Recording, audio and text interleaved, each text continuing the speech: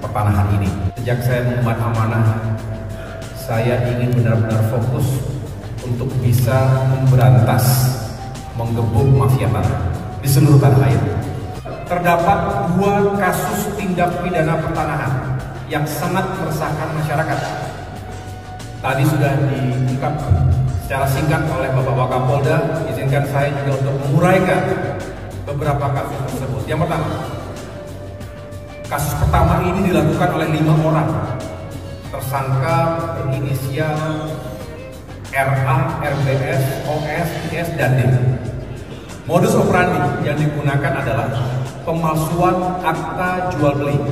Faktanya, salinan akta jual beli tersebut adalah palsu dan tidak tercatat dalam buku repertorium, sehingga korban dirugikan karena tidak dapat melakukan proses penerbitan sertifikat atas nama korban.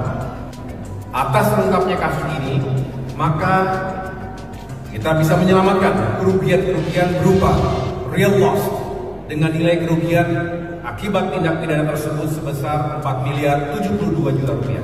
Jadi kasus kedua dilakukan oleh 2 orang. Tersangka berinisial RD, 31 tahun, seorang karyawan swasta yang bertempat tinggal di Desa Sumberjaya, Kecamatan Tambun Selatan, Kabupaten Bekasi.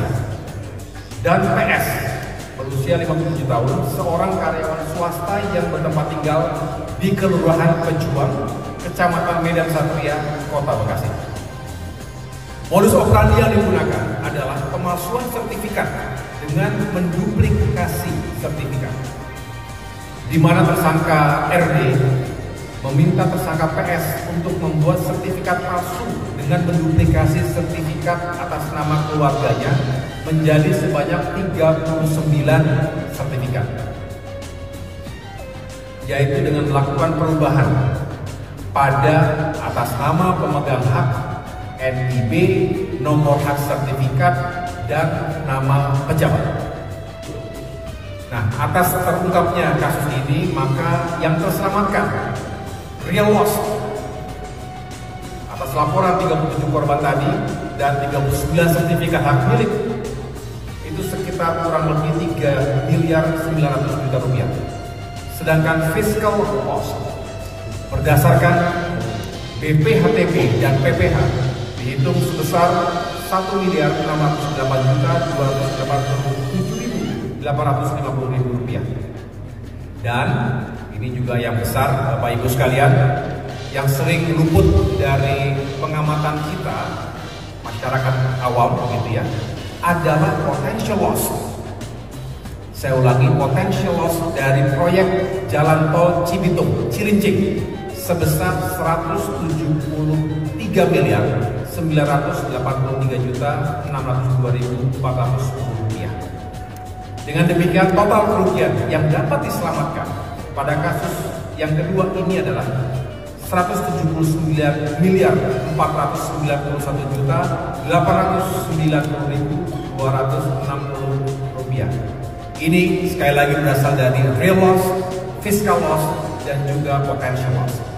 Jadi dihitung secara cermat oleh Satgas, karena saya mengatakan kita harus benar-benar precise, karena setiap rupiah itu harus bisa kita selamatkan, karena rakyat yang menjadi korban, negara juga merugi.